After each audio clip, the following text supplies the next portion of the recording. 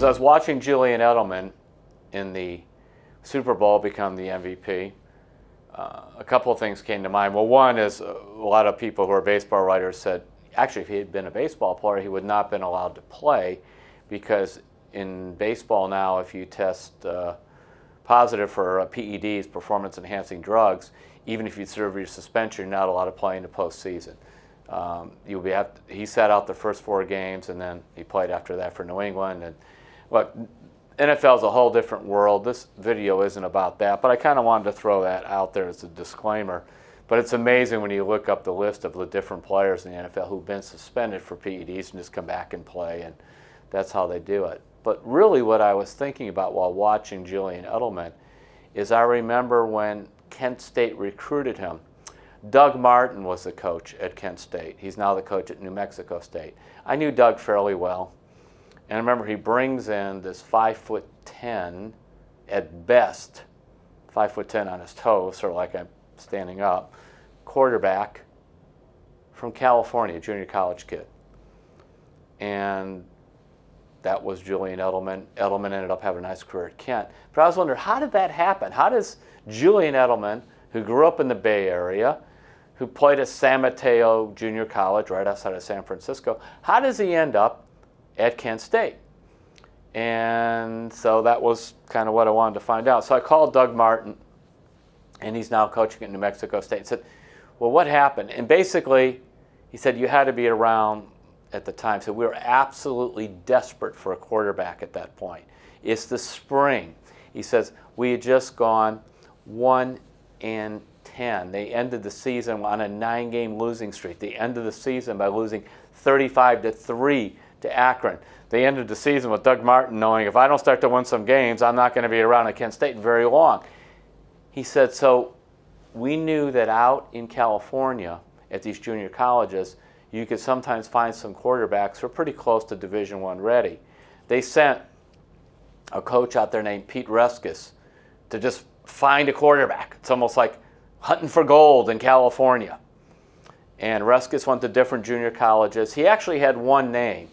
They had the name Julian Edelman. They got that from another coach named Mark Ray, R-E-H-A, and Ray is now an assistant at Western Carolina, but he was with Kent State briefly, got the name of Edelman. He took another job elsewhere. That name went to Reskis. Reskis is out in California talking to different coaches, and they're hearing, you know, this kid at San Mateo College is pretty good, this Edelman kid. He's barely 5'10", but you ought to take a look at him. So he went down and met him. They got all of his game tapes. They studied all his game tapes through. And as Doug Martin said to me, jumped off the page what a really good athlete he was. He like ran for 1,200 yards in junior college. The reason he was in junior college is he had no D1 offers as a quarterback. His grades were fine, his character was fine, all of that. So remember, they're desperate. So they see some tape of some 5'10" quarterback in California. They bring him in. Edelman doesn't even know Kent State's program is Division I. He like vaguely heard of it. He thought it was like a D2 school. He wanted to play quarterback somewhere, so he comes to Kent, visits. Of course, it happens to be a cold day.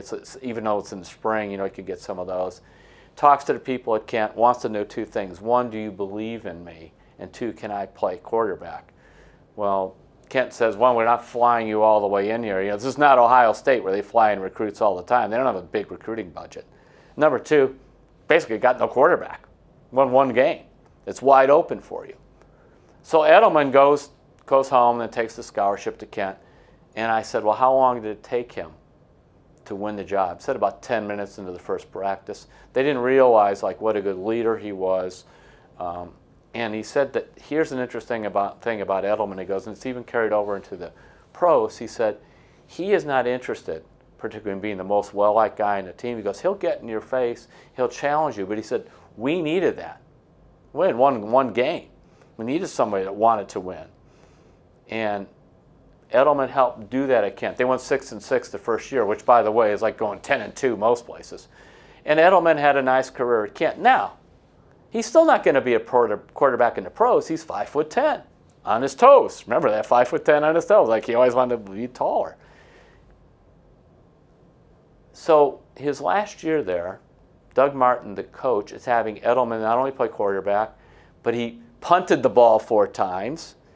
He also was helping them in terms of like punt coverage and also as a blocker on the punt return team. In other words, he was showing he could play special teams to hopefully get him to the NFL. Bill Belichick gets his name from somewhere. That this kid Edelman is a really good football player. Edelman did not get an invite to the NFL Combine, but they had a pro day, a few scouts showed up, but nothing big. The Patriots did. And then Martin told me the Patriots sent their entire offensive coaching staff to Kent to interview him, to get him on the blackboard with X's and O's, and to work him out. And they did this a couple different times. Different coaches showed up. To take this guy in the 7th round. He said nobody else did the work on him like the Patriots did. And the Patriots brought him as a special teams player, later learned how to play a receiver, became an elite receiver. And it's kind of an interesting story like that. And it follows the story of one other guy from Kent who was a quarterback and became an elite special teams player. We know him, Josh Cribbs. Cribbs played 2 years before Edelman did at Kent. So to me, the remarkable thing, I'm thinking about this, I mean, here's 2 former Kent quarterbacks. Now, Cribbs never played in a Super Bowl, but, you know, Cribbs was a super special teams player, not a bad receiver at times. And there's Edelman winning the MVP award. And you wonder, though, had Kent State not gone out there and not been desperate and not brought him in, remember the only D1 grant he had, would we be seeing Julian Edelman today in the NFL?